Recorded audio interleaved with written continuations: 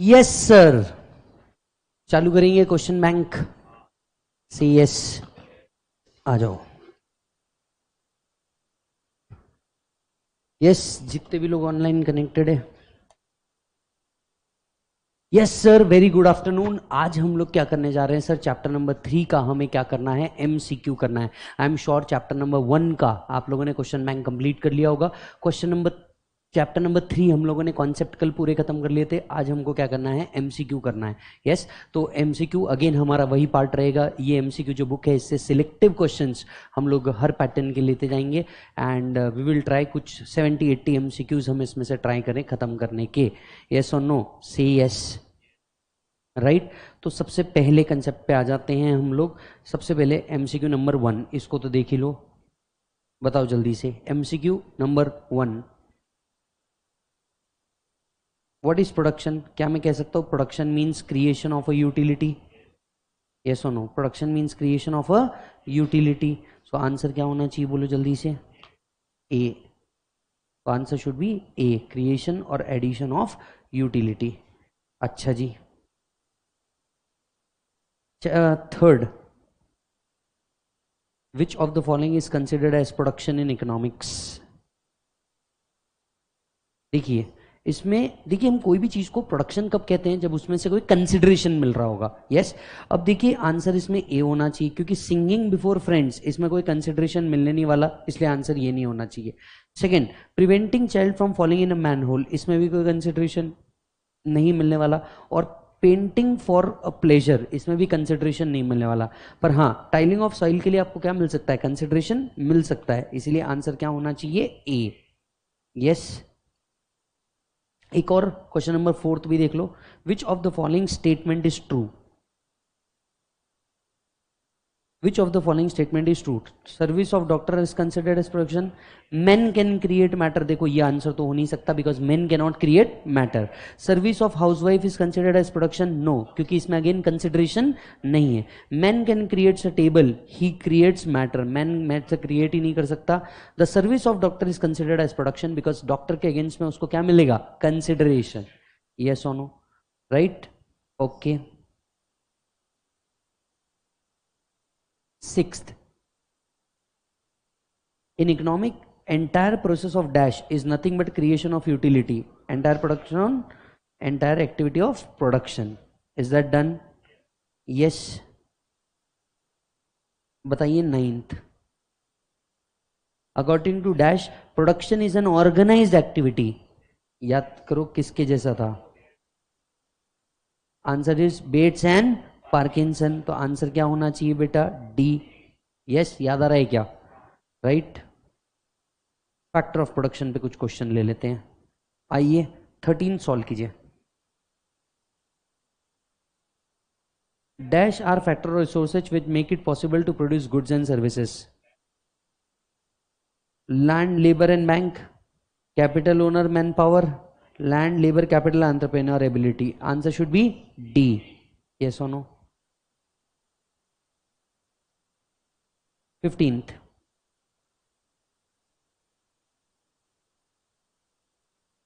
which of the following is not a characteristic of land?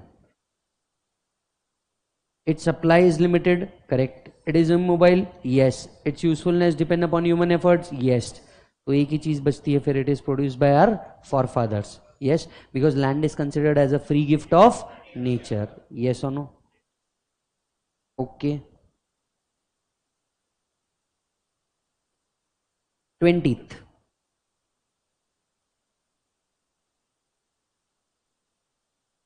land is heterogeneous implies which of the following?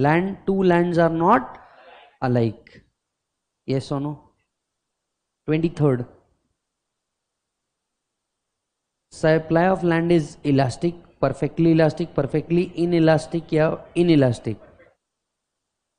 The supply of land is perfectly inelastic. Yes.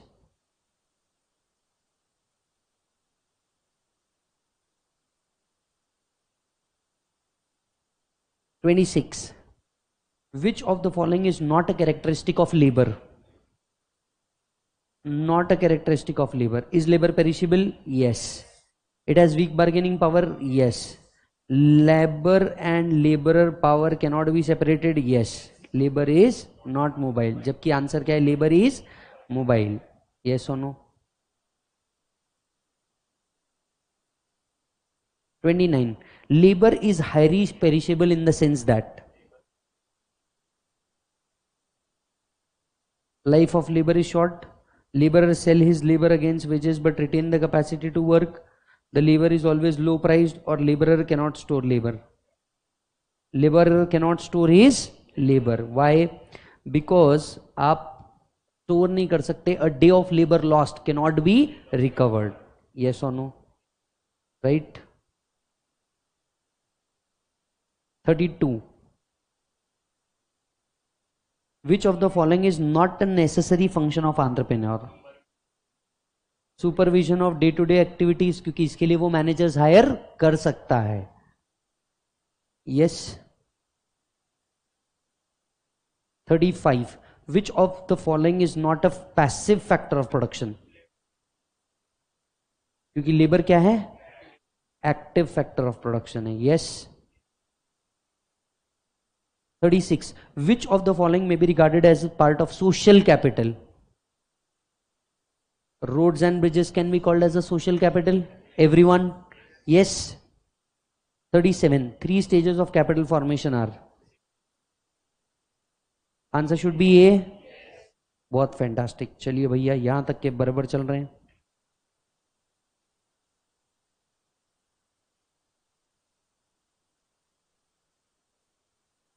(43)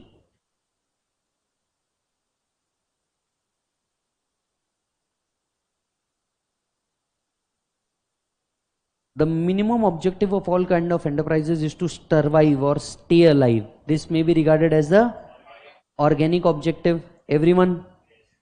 Yes. 45.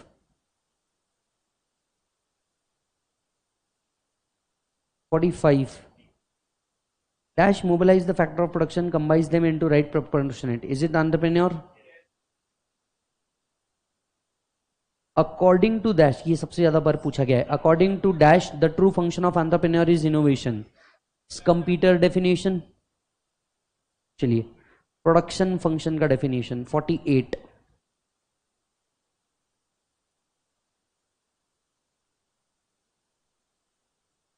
What is production function? याद होगा तो production function was a relationship between input and output. तो क्या मैं इसको कह सकता हूं answer is C.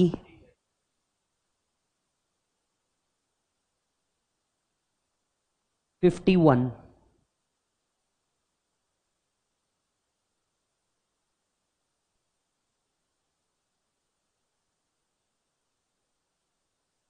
What is production function? Can I say technical relationship between physical input and physical output?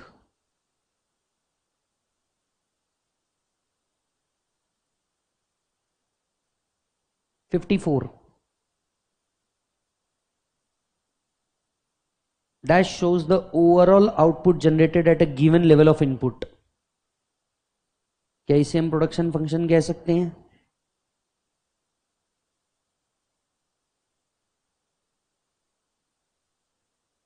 (57) Which of the following statement is true? हमें सही वाला ढूंढना है.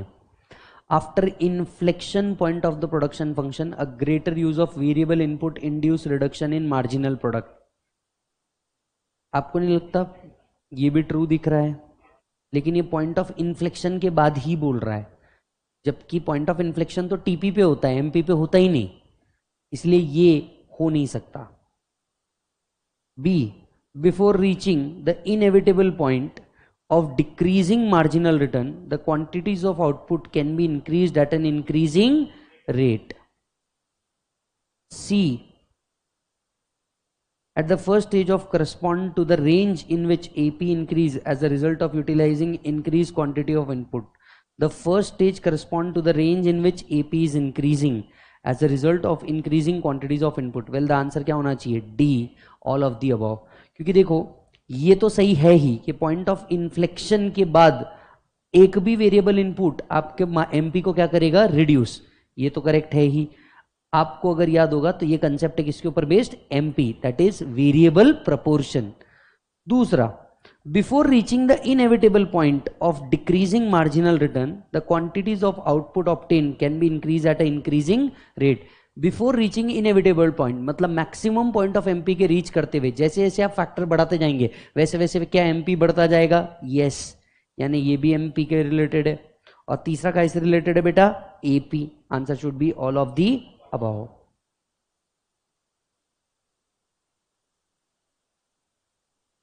59।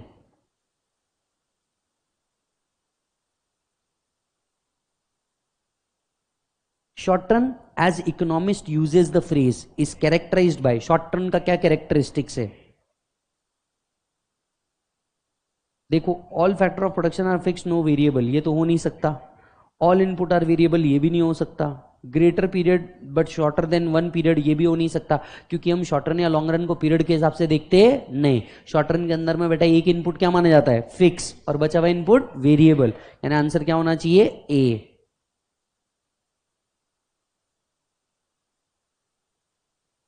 62। क्या होता है, ये जो बड़े बड़े एमसीक्यू होते हैं ना, बच्चा इसको देखता ही नहीं, और मैं चाहता हूं कि भैया तुम इसको देखो इसी बहाने। हाँ जी, 62।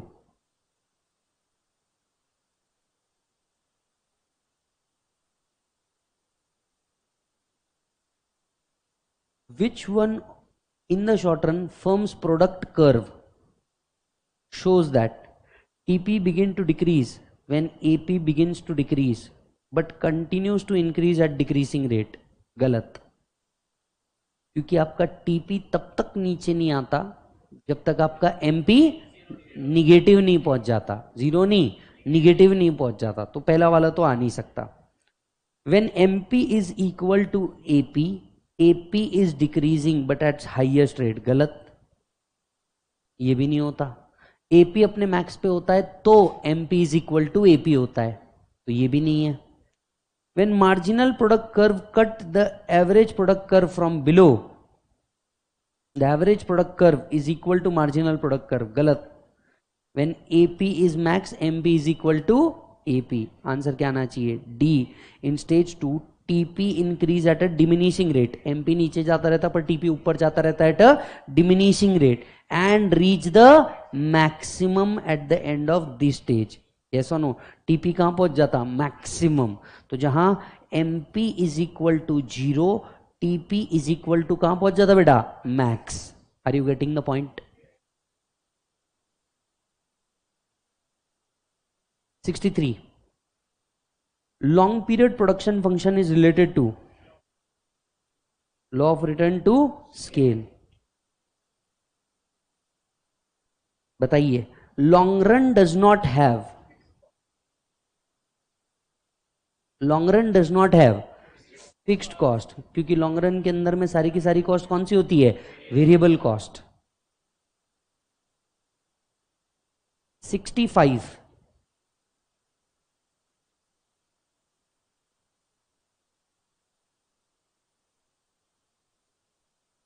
अ fixed input is defined as, अब देखो यहां आंसर ढूंढना बड़ा आसान है।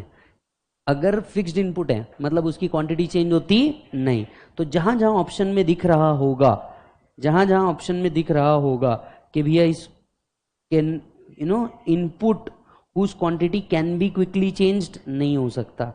कैन बी इजीली चेंज्ड, नहीं हो सकता। कैन बी इजीली चेंज, नहीं हो सकता। Answer should be B. समझ आ रहा है क्या, राइट? आओ जी, कॉब डगलस प्रोडक्शन फंक्शन समझ लेते हैं। इसमें पहला वाला बड़ा इजी है। 68 69 दोनों।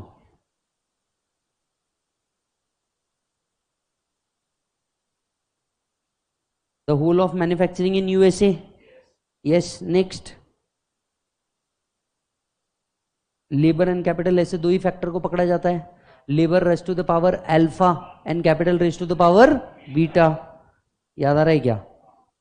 हाँ जी, 71।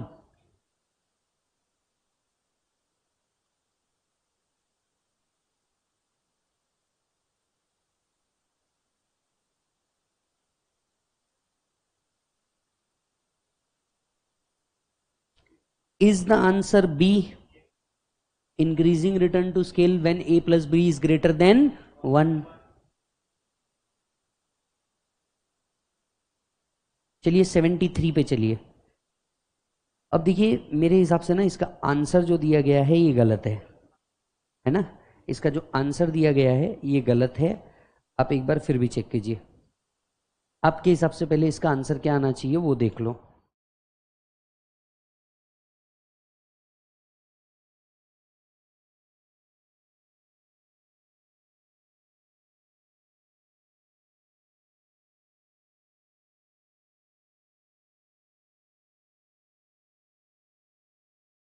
बताओ क्या आंसर आना चाहिए इसका? इसका आंसर 600 आना चाहिए। Yes, option should be 600। कैसे, मैं आपको एक बात बताऊं, क्या मैं कह सकता हूं मार्जिनल प्रोडक्ट का टोटल ही मेरा टोटल प्रोडक्ट बनता है? यस, तो इसका जो आंसर है ये पीछे गलत दिया है, 580 ऑप्शन में ही नहीं होना चाहिए, आंसर शुड बी 600। क्लियर है? 74, marginal product is the slope of total product, marginal product is the slope of total product। 76,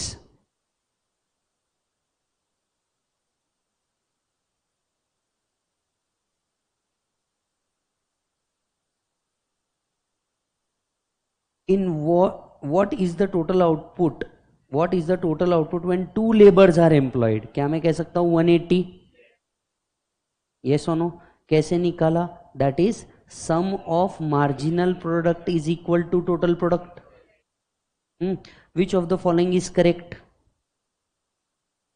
TFC is equal to TC minus TVC।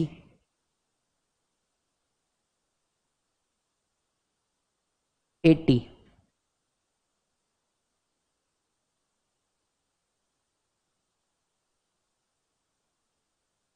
The first 4 unit of variable input generate corresponding total output of 200, 350, 450, 500। The marginal product of the third input, बोलो। देखो आपको total output दिया है और आपको ढूंढना है marginal product. Marginal product is equals to total product at n unit minus total product at n minus 1। So is it 450 minus 350 that is 100? Answer should be 100, B. 81,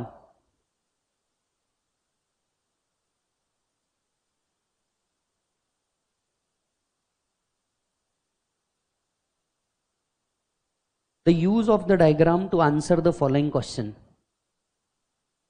बोलो। the marginal physical product of the third unit of input labor is, इधर दिख रहा है input, and the marginal product of dash labor is negative। mp of dash labor is negative। कौन से labour का input mp negative दिखेगा? क्या मैं कह सकता हूं 6th? सर 6th को क्यों? क्योंकि यहां पे टीपी कहां गया है? निगेटिव। अगर टीपी निगेटिव आ चुका है मतलब एमपी कहां पहुंच गया होगा? निगेटिव, है ना? तो MP of the 6th labour अगर निगेटिव है तभी जाके टीपी नीचे आया होगा। Marginal physical product of the third unit of labour is, देखो थर्ड यूनिट ऑफ लेबर के लिए मार्जिनल प्रोडक्ट हमें ढूंढना है। तो marginal product is equals to total product at n unit minus total product at n minus 1, that is 20 minus 14 is 6। Are you getting the point? तो answer should B 6 and 6th। समझ में आया क्या? Formula लगाना है, कुछ नया नहीं करना आपने। हाँ जी बताइए। 82, at point of inflection, point of inflection बोला जा रहा है, point of inflection the MP is, क्या मैं कह सकता हूं maximum? Because MP is maximum. TP पे उस पॉइंट को हम क्या कहते हैं? बोलो बेटा, पॉइंट ऑफ इन्फ्लेक्शन। याद आ रहा है क्या दोस्त? यस। 84, मैंने आपसे कहा था प्रैक्टिकल एमसीक्यू सब करेंगे। 84, the first 4 unit of variable input generated corresponding total output of 150, 200, 350, 550. What will be the marginal product of third input? चलो MP निकालना है, मतलब TP at n unit minus TP at n minus 1. कौन से product का निकालना है? Third input, यानी 350 माइनस 200 मतलब कितना आ जाएगा बेटा? 150. Answer should be C. Everybody yes और no?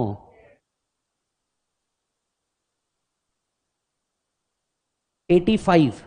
When AP falls, MP is less than AP.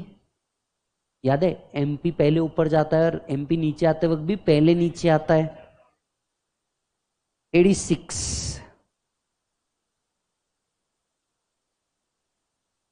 The production process described below exhibits. देखो यहां पे नंबर ऑफ वर्कर दिया है और यहां पे आउटपुट दिया है. जैसे ही हमने वर्कर बढ़ाया, पहले वर्कर का आउटपुट 23 आया, दूसरे वर्कर का 46 आना चाहिए था, 40 आया, और तीसरे वाले का तो 92 समथिंग पे जाना चाहिए था, 50 ही आया. तो लेबर का जो प्रोडक्ट है वो बढ़ रहा है या कम हो रहा है? तो क्या मैं कह सकता हूं diminishing marginal product of labour? Yes. चलिए, use the following table to answer 89 to 92.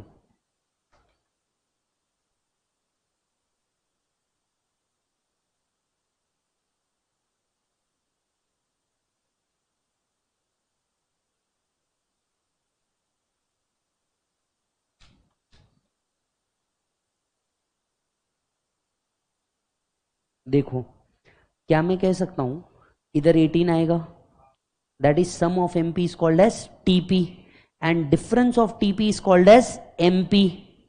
बराबर है ना? पहले ये टेबल फुल कर दो. बराबर है? अब जवाब दो, 89 का जवाब दो.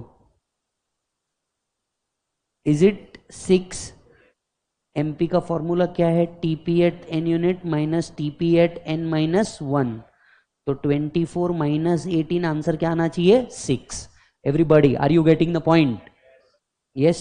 90. What is the total product of producing 2 units of output? 18. इसका तो आंसर हमारे पास वैसे ही निकल गया, बोलो हाँ. अरे everybody, what is the AP और फर्स्ट 3 प्रोडक्ट? एपी का फॉर्मूला क्या है बेटा? AP is equal to TP divided by number of units. AP कितना था? 24 divided by number of units कितना है? 3. अरे एवरीबॉडी, हेलो, मैं ही सॉल्व कर रहा हूं, तुम भी कर रहे हो. Is the answer 8? आंसर समझा कैसे निकला?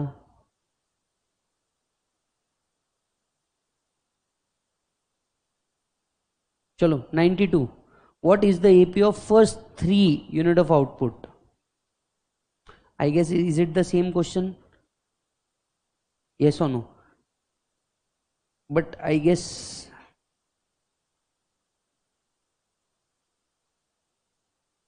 ऑप्शन सी गलत है, आप इसको कट कर सकते हो.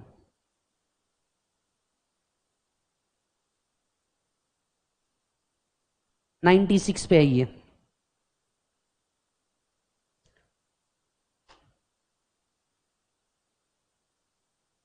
Identify the correct statement.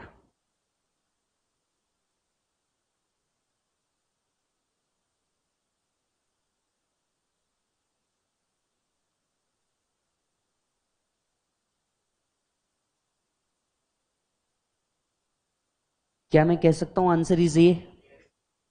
Everyone, जितने लोग भैया कनेक्टेड है, क्या आप चेक कर सकते हैं? Is the answer A? when AP is equal to maximum, MP is equal to AP. Basic law था, याद आ रहा है क्या?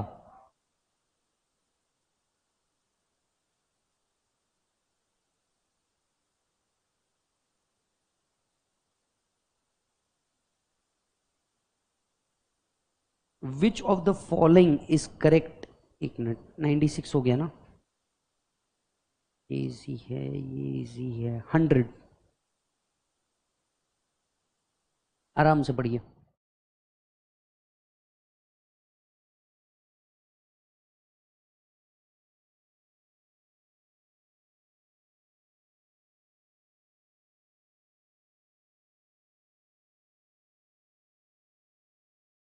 MP, AP, TP curve encountered by the firm producing in short run exhibit all the relationship except ढूंढना है, ये सब रिलेशन शो करेगा except this A, B, C, D। जल्दी नहीं है, सारे ऑप्शन को एकदम ढंग से पढ़ो, एक्सेप्शन ढूंढना है। A, B, C या D? A गलत है, एक्सेप्शन ढूंढना है, ये नहीं मिलेगा। A, B, C या D? Answer should be D। Answer को पढ़ के देखिए, when MP is at maximum AP is equal to MP, ऐसा नहीं होता। When AP is maximum MP is equal to AP होता है, तो answer should be D।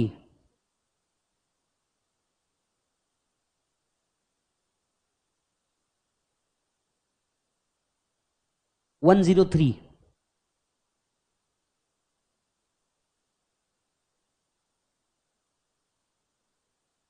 The law of variable proportion is valid when? क्या मैं कह सकता हूं, one input is fixed, other input kept variable? Yes or no? 105।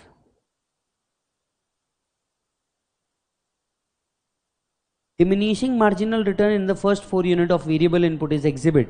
अब देखो 50 50 50 50 मतलब कांस्टेंट रिटर्न शो कर रहा है, 50 100 180 260 मतलब इंक्रीजिंग शो कर रहा है, 50 100 115 200 ये भी अगेन इंक्रीजिंग शो कर रहा है, लेकिन लास्ट वाला ही है जो डिक्रीजिंग शो कर रहा है।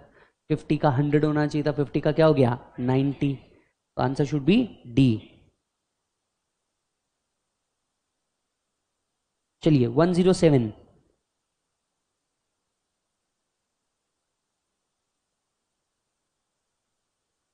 Production activity in short period is analyzed with the help of law of variable proportion? Yes or no? 110।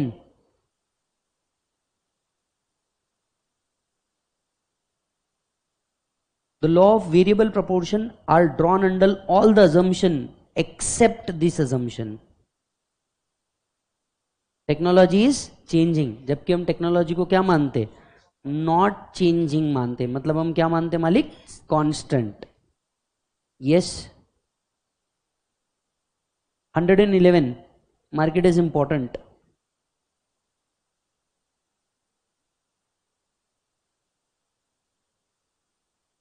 Increasing return हमें क्यों देखने को मिलता, स्पेशलाइजेशन के कारण भी और इकोनॉमीज ऑफ स्केल के कारण भी। Answer is both A and B.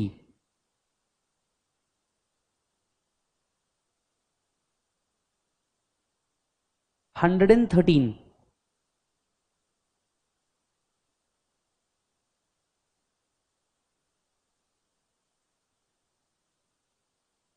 During the second stage of diminishing return MP and TP are maximum, ये हो सकता है क्या, नहीं। MP and AP are decreasing, yes. AP is negative, हो ही नहीं सकता, TP इज निगेटिव, हो ही नहीं सकता, answer should B B। Everybody. 114। A rational producer will produce in stage which marginal product is positive and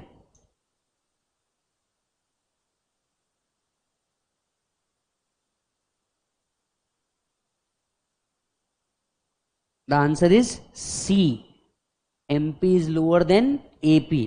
सीधा सीधा वो बताना चाह रहा है दैट इज स्टेज 2, जहां पे MP 0 to कहां होता है, मैक्स। अब यहां पे MP कहां चालू हो जाना चाहता है, डाउन, तो MP is lower than AP, वो पोजीशन बता रहा है that stage 2 is considered as the best stage of production. समझ में आई बात?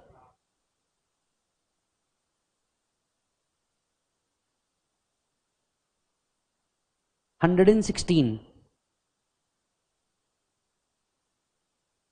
phenomenon of diminishing return rest upon the dash of the fixed factor, indivisibility of fixed factor। Diminishing returns का concept तभी एप्लीकेबल है जब वहां पे फिक्स्ड फैक्टर भी हो और वेरिएबल फैक्टर भी हो, तो आप फिक्स्ड फैक्टर को इंडिविजिबल नहीं कर सकते, अलग नहीं कर सकते। तो हमारे पास एक फिक्स्ड फैक्टर होना ही चाहिए, बचे हुए इनपुट क्या होना चाहिए, variable. Mark this as important as well.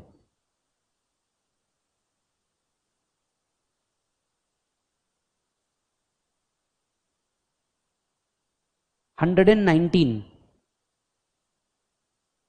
Diminishing marginal return implies. Online वालों जल्दी जल्दी जवाब दो, आप भी हमारे साथ कनेक्टेड होने चाहिए। बहुत सारे एमसीक्यू हम लोग सॉल्व कर रहे हैं अब तक के, शायद हम लोग 30-40 से तो कंफर्म ऊपर है।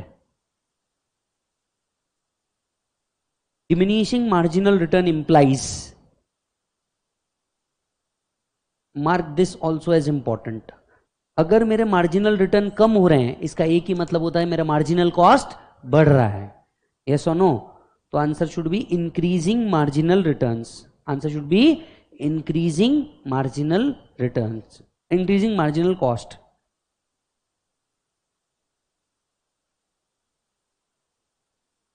121,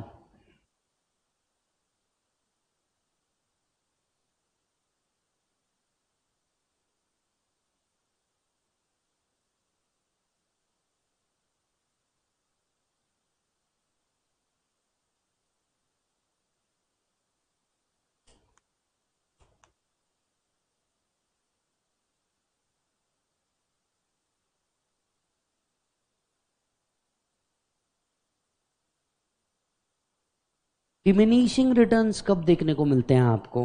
क्या मैं कह सकता हूं B? When variable inputs are added to fixed input and MP falls. बराबर है? तो आपको डिमिनिशिंग रिटर्न्स देखने को मिलते हैं।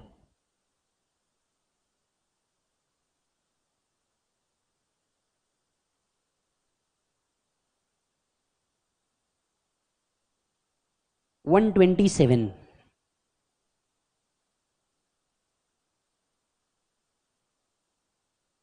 जो बहुत ज़्यादा इजी है और आप 1 मिनट में जवाब दे सकते हैं, हमें वो करने भी नहीं है अभी, वो टाइम बचा नहीं है ना? 127, बोलो भाई साहब। Which of the following statement describe increasing return to scale? Mark this as important as well. बोलो, क्या चीज इंक्रीजिंग रिटर्न शो कर रही है? Input increase by 1/4 lead to output increase by 1/3। Sir ये कैसे? भाई 1/4 का मतलब होता है 25%। अगर मेरा इनपुट मैंने इंक्रीज किया 25% से, तो मेरा आउटपुट 1/3 से इंक्रीज हो जाएगा। 1/3 मतलब 33, 1/3 से मेरा आउटपुट इंक्रीज हो जाएगा। तो ऑब्वियसली थर्ड ऑप्शन ही मेरे लिए एक इंक्रीजिंग रिटर्न टू स्केल का ऑप्शन दे रहा है। Are you getting the point everyone?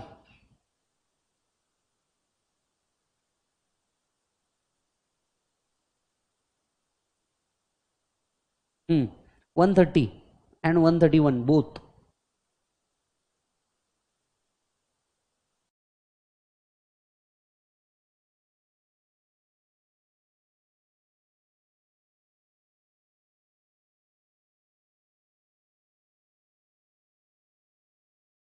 Which one of the following is the reason for working of law of increasing returns? क्या मैं कह सकता हूं all of the above? Fuller utilization करो फिक्स रिसोर्सेज का, इनडिविजिबिलिटी ऑफ फैक्टर्स रखो, greater specialization of labour रखो। Answer is all of the above. Consider the following combination of input and output this production technology satisfies. है ना? बताइए, आपका output increase हो रहा है, तो आप इनमें से क्या बात करना चाहेंगे?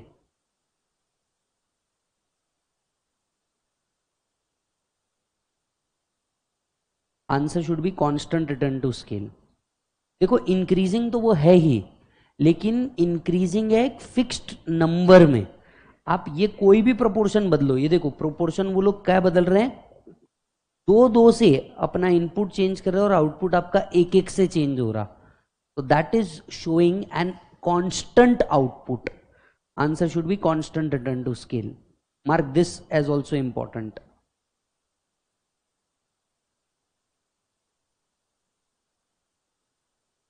133,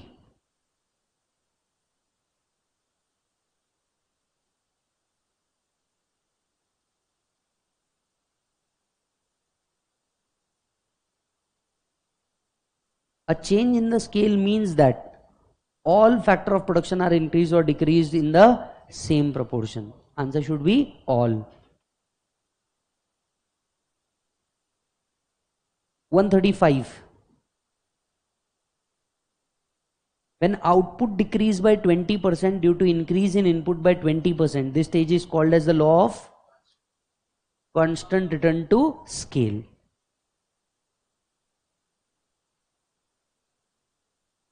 139.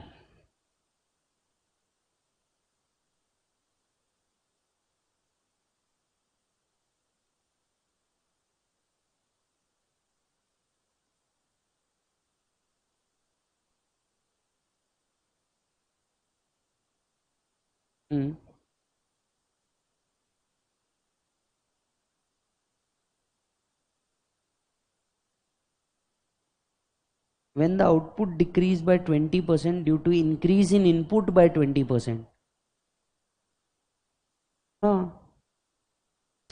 When increase in input by 20%, output decrease by 20%. क्या गलत है इसमें?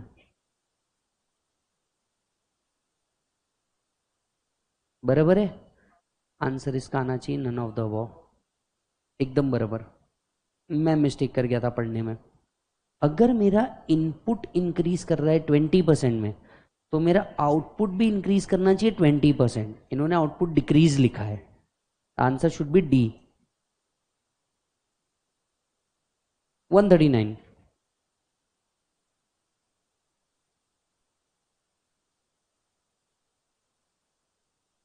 Isoquant are equal to product lines. Isocost line are also called as product line. Answer is A. 141. Mark it as important. Isoquant are also known as. Isoquant are also known as. बोलो बेटा. Production indifference curve. 142 को important mark करो. An isoquant is dash to an isoquant line an equilibrium point tangent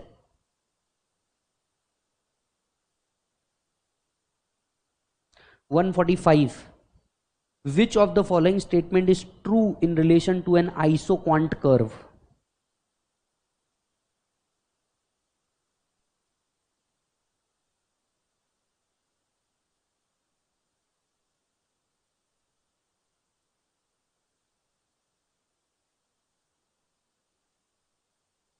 Answer should be बोलो जल्दी से. And the answer is A, correct.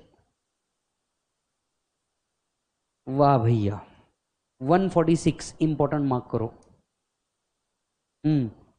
हम unit number 2 पे आ गए हैं. चैप्टर के यूनिट नंबर 2 पे आ गए हैं. बोलो.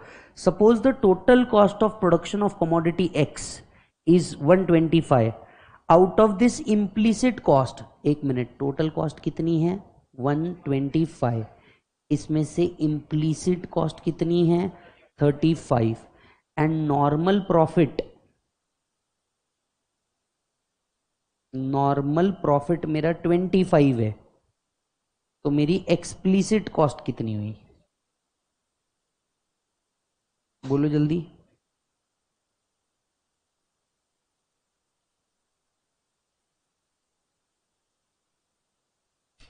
Answer should be B, 65,000. Everyone.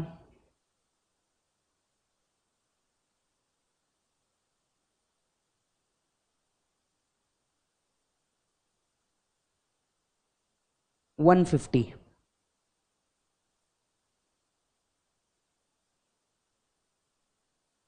Total cost is equal to explicit cost plus implicit cost plus normal profit.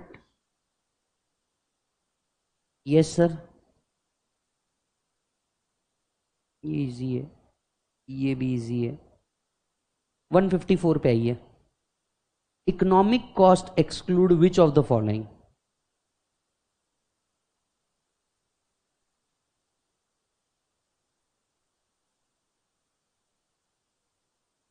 बहुत ट्रिकी सा क्वेश्चन है पर बहुत इजी है अगर आप 2 बार भी पढ़ लें तो। बोलो कौन सा, ए बी सी या डी? ए, क्योंकि अकाउंटिंग कॉस्ट ही एक्सप्लिसिट कॉस्ट होता है। आंसर शुड बी ए।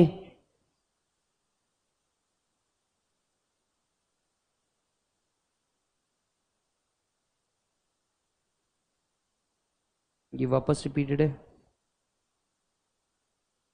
160 बताइए।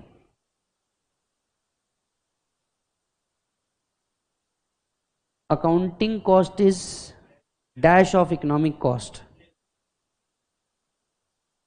Is it less than of economic cost?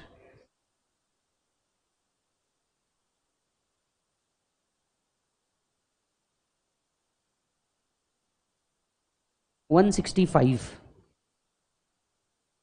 165।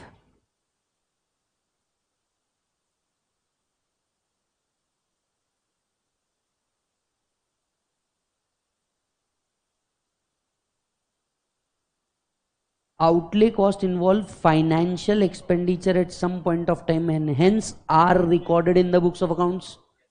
Answer should be B.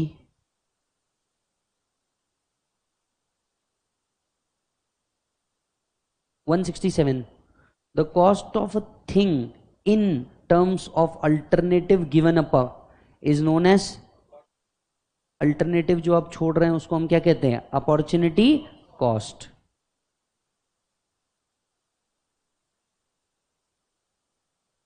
(173).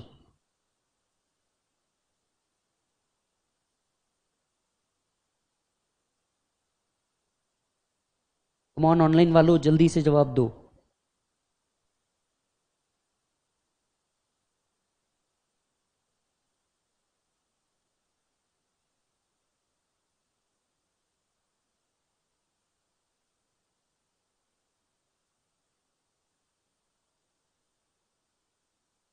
The answer should be opportunity cost is the cost of missed opportunity and involve a comparison between policy that was chosen and policy that was rejected. Answer should be C, है ना? Mark this as important.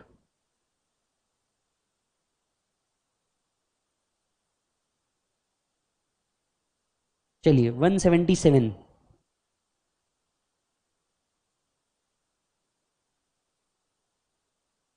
Theoretically, incremental cost are related to the concept of marginal cost. सीधा 181।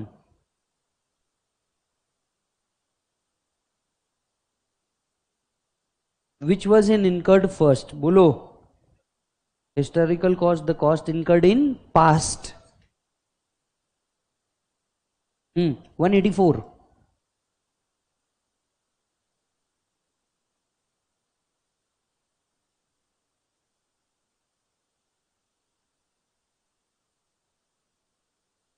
Historical cost.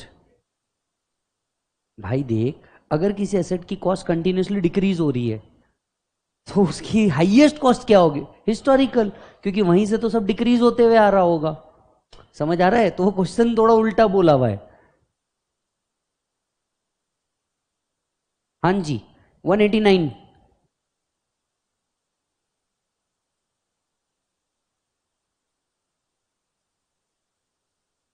Is it a repeated question? है ना? इस book में आपको multiple जगह पे रिपीटेड क्वेश्चन देखने को मिल सकते हैं। उसका एक ही रीजन है, या तो वो वापस से इंस्टीट्यूट ने पूछा है या तो वापस से एग्जाम में आया और हमने उसको एज इट इज रखा हुआ है इसी के लिए। चलो उसी बहाने से रिवीजन होगा। 193।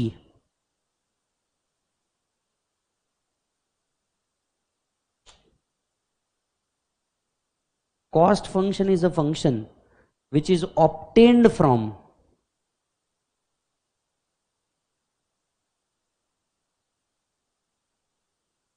cost function is a function which is obtained from supply of inputs and production function. Answer should be both A and B. 197। A company produced 10 units of output and incurred 30 per unit as variable cost आपका variable cost कितना है 30 rupees per unit and आपका fixed cost कितना है 5 rupees per unit, तो आपका total cost per unit कितना हो गया? What will B it's total cost of producing 10 units? Number of units कितने हो गए मालिक? 10। नंबर ऑफ यूनिट्स कितने हो गए? 10। तो देयरफॉर टोटल कॉस्ट बन गया 350। Answer should B 350। एवरीवन, पहले एक यूनिट का कॉस्ट निकाला, उसको 10 से मल्टीप्लाई कर दिया, सिंपल है। 198। What is the total cost of producing 20 units if fixed cost is 5000 and variable cost is 2? अब देख, तेरा fixed cost is 5000 in total, तेरा वेरिएबल कॉस्ट 2 इंटू 20 मतलब कितना हो जाएगा? 40। तो what is your total cost of production? बहुत हार्ड क्वेश्चन है, मैं जानता हूँ नहीं कर पाओगे, फिर भी ट्राई कर लो। Is it 5040? क्योंकि टोटल कॉस्ट का फॉर्मूला क्या है? Fix cost plus variable cost. Answer should be 5040। Everyone, are you getting the answer? 200 200 MCQ तक के पहुंच गए हम सैम्पलिंग पे। हर तीसरे चौथे पांचवे एमसीक्यू को डन डन डन करते हुए, मतलब लगभग लगभग मेरे को लग रहा है अपन 70 से 90 एमसीक्यू के बीच में हैं कहीं हम। चलो करते जाओ। Calculate the total cost of 4 unit.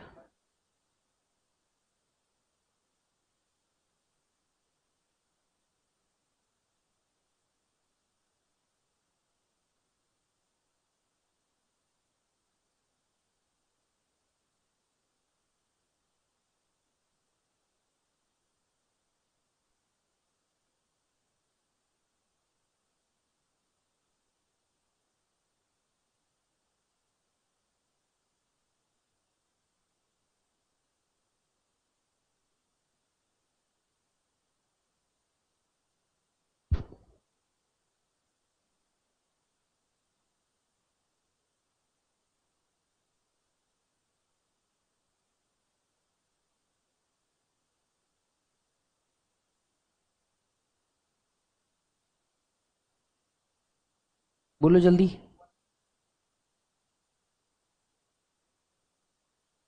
मेरे हिसाब से ना मालिक यहाँ पे आंसर गलत आया है ना? बट यहाँ पे एक और गड़बड़ है।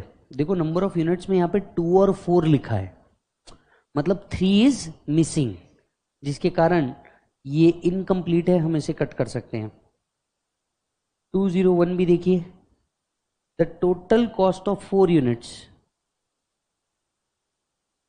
यहां पे भी ये इनकम्प्लीट ही है, प्लीज इसे भी कट कर दीजिए, इनकम्प्लीट आया है। 206 पे आओ। Fixed cost curve normally is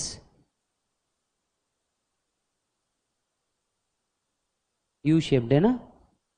fixed cost curve is U shape. Variable cost कौन सा शेप होगा फिर? बोलो जल्दी। फिक्स्ड कॉस्ट कर्व इज कौन सी लाइन? हॉरिजॉन्टल। चलो जो 2 कट किए उसके जगह पे और 2 बढ़ाते हैं। Fixed cost are dash a function of output. Fixed cost are not a function of output. Output consider करने के लिए फिक्स कॉस्ट को क्या किया जाता है? इग्नोर। याद आ रहा है क्या? तो fix cost is not a function of output, it is a function of total cost, it is not a function of output. Everyone, 205 एक और ले लो। फिक्स कॉस्ट में also defined as answer is D, all of the above. देखो inescapable है मतलब तू avoid नहीं कर सकता, अनकंट्रोलेबल मतलब वो वैसी तेरे हाथ में नहीं है, तीसरा कांस्टेंट भी रहता है। Answer should be all of the above. The vertical difference between TVC and TC curve is equal to the difference between TVC and TC पूछा है। सीधा सीधा वही होगा ना यार, TFC is equal to TC minus TVC. So what is the difference between TVC and TC? TFC. आया 209। What will be TFC if we produce 2 units? बहुत इजी आंसर है, ध्यान से देखो, बहुत इजी आंसर है। What will be TFC if we produce 2 units? अच्छा, आप मेरे को एक बार फॉर्मूला बताओ, what is the formula of VC? TC minus FC. आप इसमें एफसी ढूंढ सकते हो क्या? 1 मिनट में मिल जाएगा। एट जीरो आउटपुट जो आपकी टोटल कॉस्ट रहेगी वो क्या डिनोट करेगी? Fixed cost. At zero output total cost is equal to fixed cost. और what will be TFC of 2 unit? 2 unit पे मेरी टोटल कॉस्ट बताया है। What is my total cost? 50 minus 20, variable cost कितनी बची? 30। ऑप्शन दिख रहा है क्या? ये आंसर है। समझा क्या? बहुत कॉन्सेप्चुअल कंसेप्ट था, है ना, बहुत ही कंसेप्चुअल था। लिखो वहां पे, at zero output total cost is equal to fixed cost.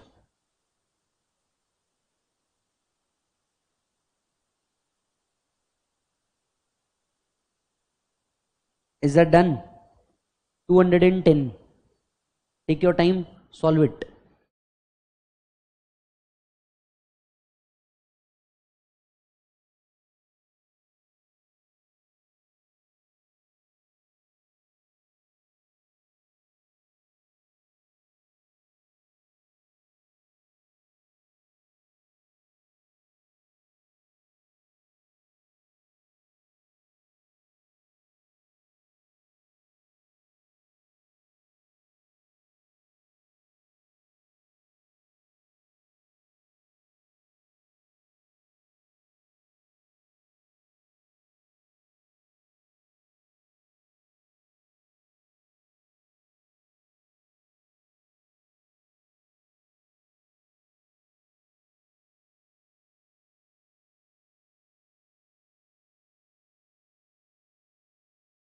Answer should be, answer should be, इधर देखो, आंसर आएगा 130। पूछो कैसे? देखो क्वेश्चन को बड़े ब्यूटीफुली ड्राफ्ट किया है। आप इस पहले तो इसको इंपॉर्टेंट मार्क करो, क्वेश्चन बहुत ब्यूटीफुली ड्राफ्ट किया है। The firm is producing 9 unit of output, average total cost of 200, बराबर है, and has a fixed cost कितना? 630। देख देखो, तेरा एवरेज टोटल कॉस्ट बताया है। एवरेज टोटल कॉस्ट कितना है? 200। अगर तू इसको नंबर ऑफ यूनिट से मल्टीप्लाई करेगा तो तेरे को टोटल कॉस्ट मिल जाएगा। 200 इंटू 9 इज इट 1800। 1800 में से फिक्स्ड कॉस्ट तेरे को कितना बोला है? 630। तो तेरा वेरिएबल कॉस्ट कितना हुआ? 800 divided 800 minus 630 is it 1170। 1170 divided bye, अच्छा तेरे को क्या निकालना है? एवरेज वेरिएबल कॉस्ट निकालना है। How much is average total cost is made up of variable cost. मतलब तेरे को निकालना क्या है? Average variable cost. Average variable cost is equal to total variable cost divided by number of units. मतलब 1170 divided by 9 is equal to 130। Answer should be 130। Check कर ले, समझा क्या? देख तेरे को क्या दिया है? एटीसी दिया है, फिर फिक्स्ड कॉस्ट अलग से दिया है, और निकालने बोला है एवीसी। तो पहले तुझे क्या करना चाहिए? एवरेज टोटल कॉस्ट से हमें नंबर ऑफ यूनिट्स को मल्टीप्लाई करके क्या बनाना चाहिए? Total cost. टोटल कॉस्ट में से फिक्स्ड कॉस्ट माइनस करेगा, तेरे पास क्या आ जाएगा? Variable cost. वेरिएबल कॉस्ट के अब तू एवरेज वेरिएबल कॉस्ट बड़े आसानी से निकाल सकता है। तो आंसर क्या आना चाहिए? 130। एवरीवन ऑनलाइन ऑफलाइन सबको समझ में आ रहा है क्या? यस, 211।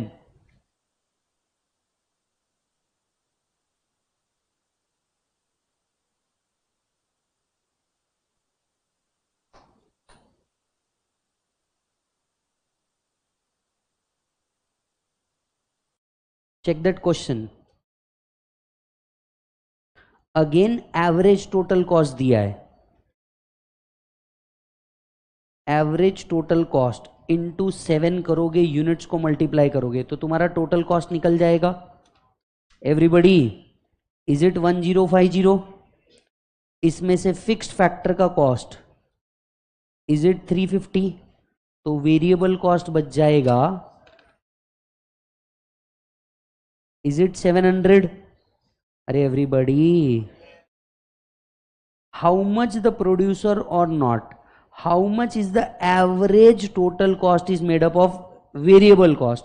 यानी पूछा है तेरे को average variable cost, total variable cost divided by number of units, 700 divided by 7 is the answer looking to 100। समझा क्या कैसे आया? सेम वही तरीका, बस फिगर्स बदल दी गई और आपको दे दिया गया।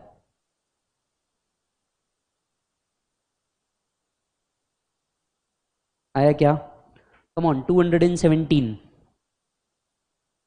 217।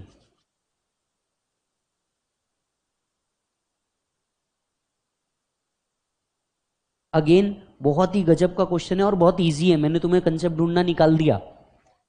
What will be TVC if we produce 2 units? Total variable cost बताइए।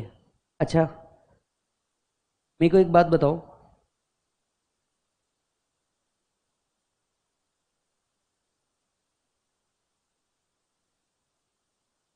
कुछ ढूंढ सकते हो क्या?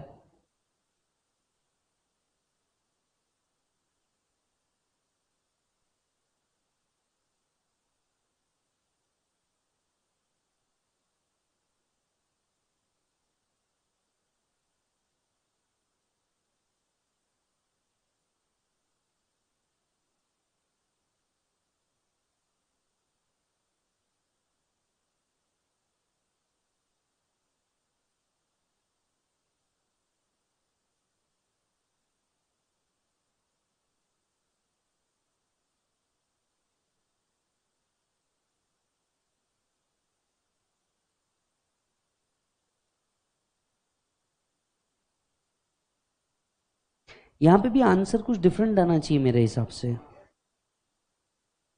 यस और no? What will be the TVC if we produce 2 units? Yes, कितना आना चाहिए बताइए? Is it 20? तो आपके जो ऑप्शंस दिए हैं ये गलत दिए हैं। यस और नो? इसे कट कीजिए, इसके बदले में दूसरा लीजिए। 218, a firm shutdown for a short period, it will not incur any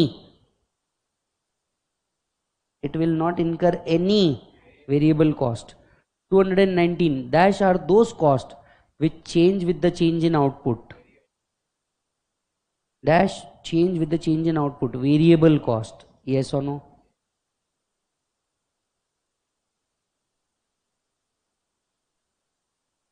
Two 226,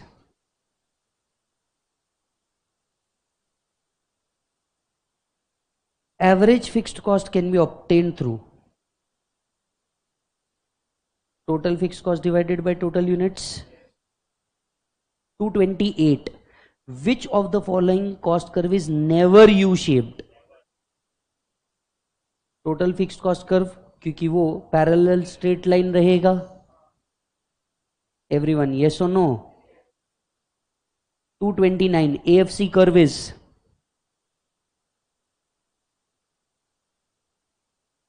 average बोल रहे हैं, average fixed cost. Downward sloping तो आंसर होना ही चाहिए, तो ये अपवर्ड वाले तो है ही नहीं। अब आता है कॉन्वेक्स के कॉन्क्लेव। अगर आप देखेंगे तो वो कर्व कुछ ऐसा होता है, तो ये जो ऐसी वाली चीज होती है ये कॉन्वेक्स होती है कि कॉन्क्लेव होती है? तो दिस इज कॉन्वेक्स,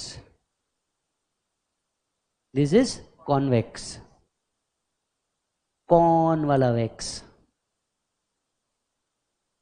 यस?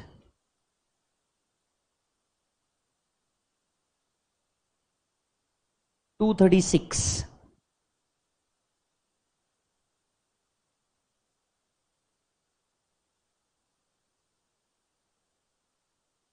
देखो एवरेज फिक्स्ड कॉस्ट आपका दिया है 20, नंबर ऑफ यूनिट्स आपके दिए हैं 6, तो मेरा टोटल फिक्स्ड कॉस्ट कितना हो जाएगा? 400। 20 इंटू 6 120, मेरा कैलकुलेटर में गलत किया था। 20 इंटू 6 इज दैट 120। ये 6 यूनिट ऑफ आउटपुट के लिए है, बराबर है। अब वो पूछ रहे 4 यूनिट ऑफ आउटपुट के लिए कितना, therefore for 4 units is equal to 120 divided by 4 is the answer 30. Everybody, are you getting the answer bro? चलो 237 सेम तरीके से निकालो.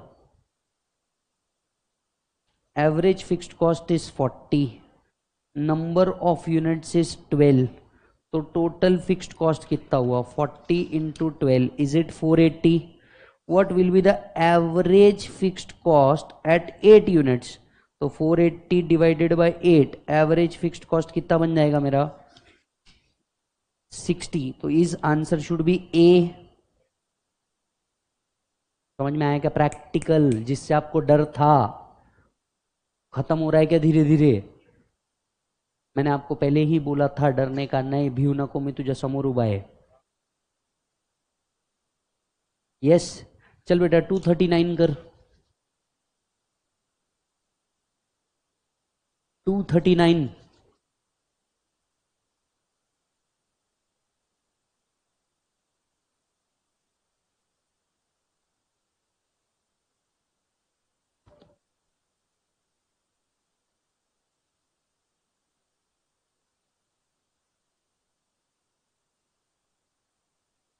निकालो. 239 and the answer should be, is it 100? Same only. 242. Find AFC of 3 unit.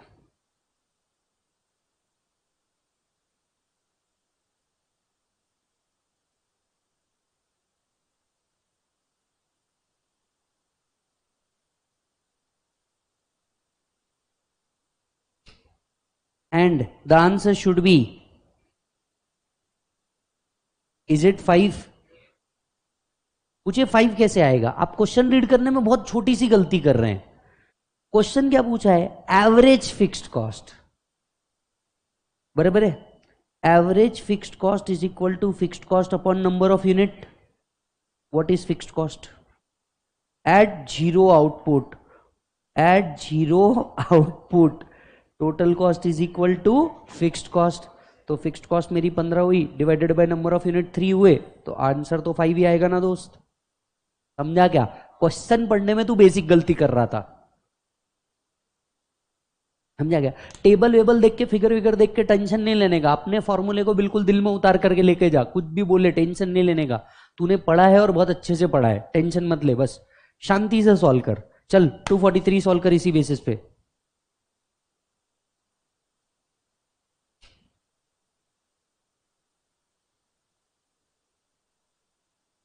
फिर उसी तरीके का question है.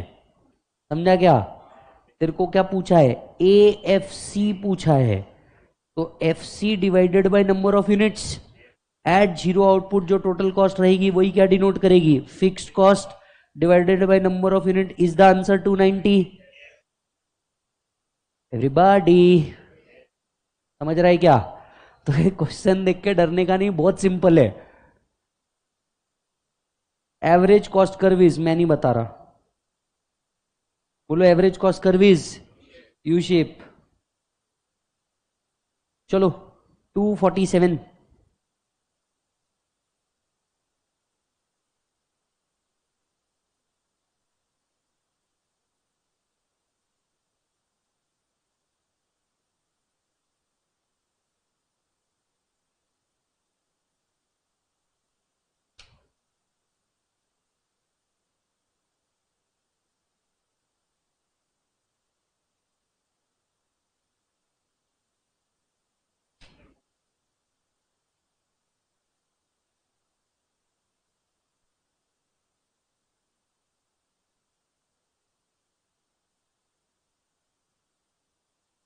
ओ लाला, आंसर शुड बी ए. अब किसी को समझा कि क्वेश्चन सही है? क्वेश्चन में कोई गड़बड़ नहीं है. यहां पे मैं आपको एक बात बताता हूं. Difference in total cost is because of variable cost. समझ में आया क्या डिफरेंस? अच्छा, एनीवन आंसर कैसे आया 20? एनीवन? 105 माइनस 25 कितना आता है पढ़ो? 80 डिवाइडेड बाय 4 20। बेटा तेरे टोटल कॉस्ट में से, इधर देख, तेरे टोटल कॉस्ट में से हमने क्या माइनस कर दिया? Fixed cost. यानी क्या बचा होगा? Variable cost divided by number of units. तेरा एवरेज वेरिएबल कॉस्ट निकल गया, है ना? अब यहाँ पे ये होना 4 चाहिए, बस इतना ही है। समझ में आया? वो फिफ्थ मिस टाइप है, ये 4 होना चाहिए, काम खत्म।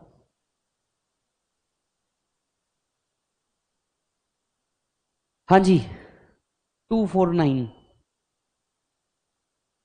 मेरा कमिटमेंट था कि मैं 50-60 एमसीक्यू करवाऊंगा, तुम नालायकों ने मेरे को 80 पार लेके चले गए।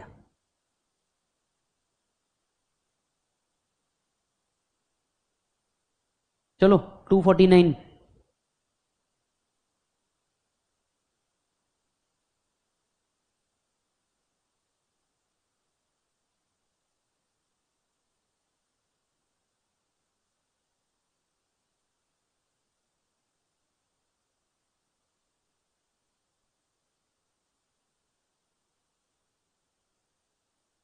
हम्म,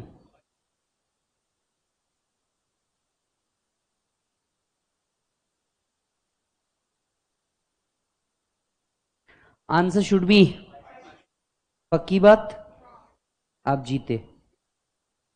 कैसे निकाला मेरे को कुछ समझा नहीं। 2000 प्लस 800 टोटल बना 2800 डिवाइडेड बाय 5 इज इट 560। ये बना मेरा वेरिएबल कॉस्ट, ये बना मेरा फिक्स्ड कॉस्ट, और total cost divided by number of unit मेरे लिए बनेगा एवरेज टोटल कॉस्ट, जो प्रॉब्लम में पूछा है। समझा क्या भाई? इकोनॉमिक्स में 50 आउट ऑफ 50 चाहिए। मैक्रो का अपना अपना देख लेना, मेरे को मेरे 50 चाहिए। माइक्रो के 50 मंगता मतलब मंगता। चल बोल बेटा। टू, यार ये तो बहुत इजी है, 253 कर।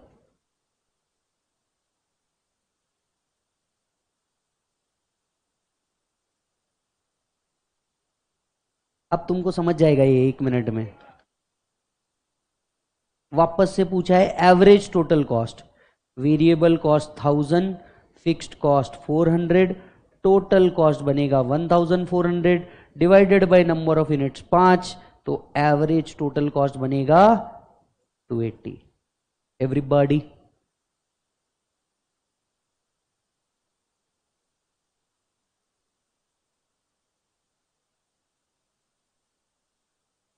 260, market is important.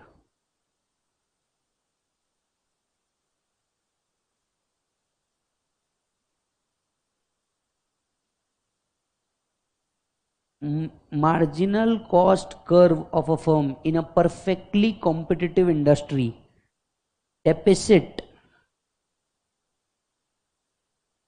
supply curve। आपका मार्जिनल कॉस्ट कर्व ही आपका सप्लाई कर्व होता है। पढ़ा भी है हमने बुक में, चेक कर लेना।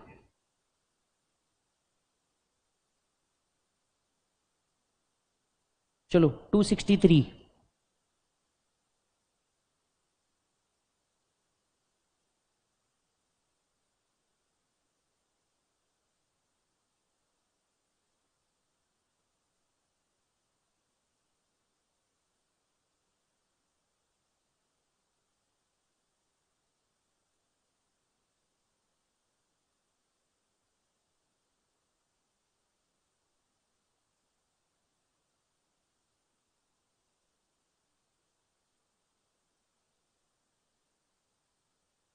एनीवन?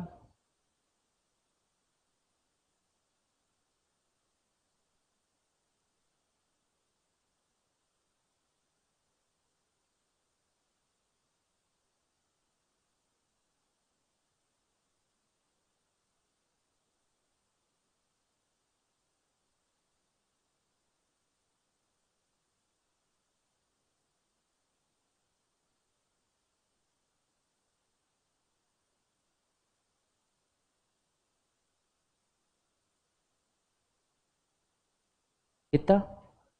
हाउ? कैसे हो तो बता भाई।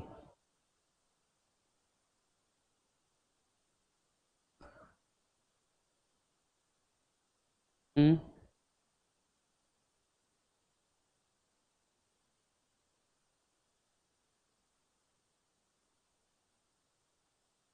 1400 माइनस 500 कितना आया?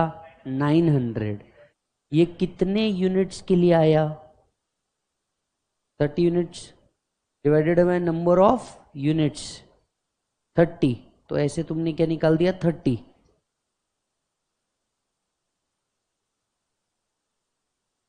बराबर ना? ऐसे तुमने क्या निकाल दिया? 30।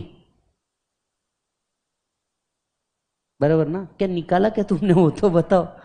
बट कैसे तो भी चारों में से कुछ तो एक फिगर ला लेने का नहीं? कैसे तो भी चारों में से कुछ तो एक फिगर ला लेने का नहीं? क्या किया क्या तुमने? ये तो what will be the marginal cost of 67th unit of production account according होना चाहिए, वहां पे अकाउंटिंग हुआ है। The question seems is wrong. आए बड़े। हाँ, इसको इसमें से माइनस कर दो। वो कुछ तो भी निकाल दो हलवा।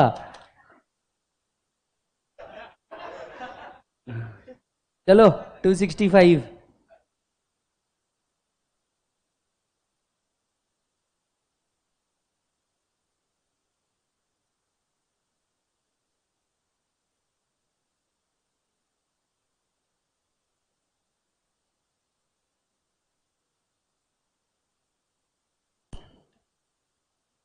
ये क्वेश्चन को ना रोको। ये जो 264 और 265 है, ये भी मत सॉल्व करो, बाद में करेंगे।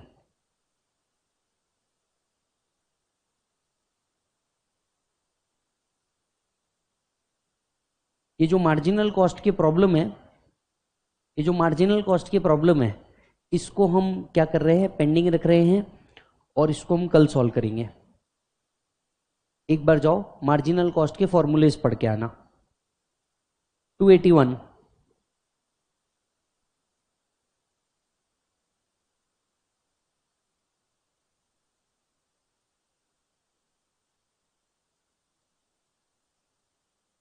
If AC slope downward, MC must fall.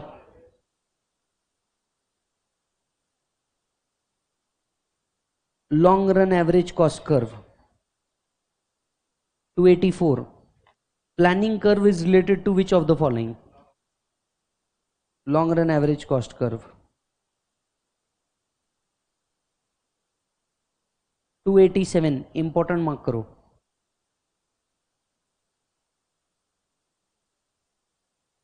The negatively sloped part of long run average cost curve is due to which of the following? Is because of which of the following? Increase in productivity that results from specialization. Negatively sloped part of long run average cost curve, मतलब वो बोल रहे हैं कि long run average cost curve में पहले ये जो नीचे आता है और बाद में वो शार्पली ऊपर जाता है ना, तो ये निगेटिव क्यों जा रहा है? क्योंकि आपकी इंक्रीज हो रही है क्या बेटा? Productivity because of specialization. समझ में आया? तो ये जो निगेटिव जा रहा है ये क्यों जा रहा है long run average cost curve में? 290।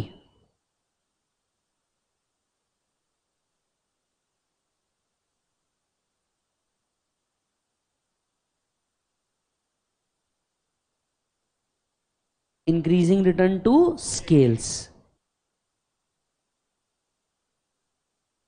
ये वाला इजी है।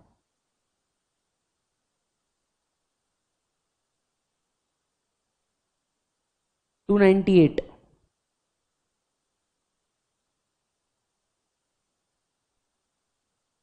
बताओ जल्दी। Is it 3, diminishing return, constant return, increasing return?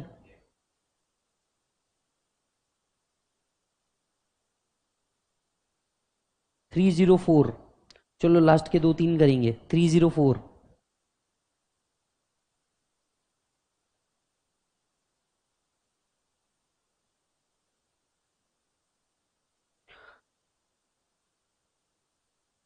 supply curve remain unchanged, an increase in demand will lead to a rise in price.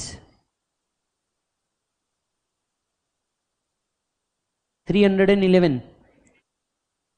अच्छा, तुम्हारे इसमें लास्ट 309 ही है, 309 कर दो. Average revenue curve is also its demand curve. Average revenue curve is also its demand curve. Is that done? Yes, that's it, Malik. हमारे commitment towards foundation MCQs के अंदर में प्लस रिवीजन सीरीज के अंदर में chapter number 1 and chapter number 3 हम लोगों ने विथ MCQs क्या कर दिए, खत्म. Is that done? चलो जी, मिलेंगे कल. और कल हम लोग क्या करेंगे सर? कल हम लोग चैप्टर नंबर 4 के MCQ उठाएंगे. मतलब चैप्टर नंबर 4 उठाएंगे कंसेप्ट पढ़ने के लिए, और फिर उसके MCQ उठाएंगे डेली बेसिस पे, जैसा अपना चल रहा है वैसा ही. Is that done? Thank you so much. See you. Bye bye. Take care.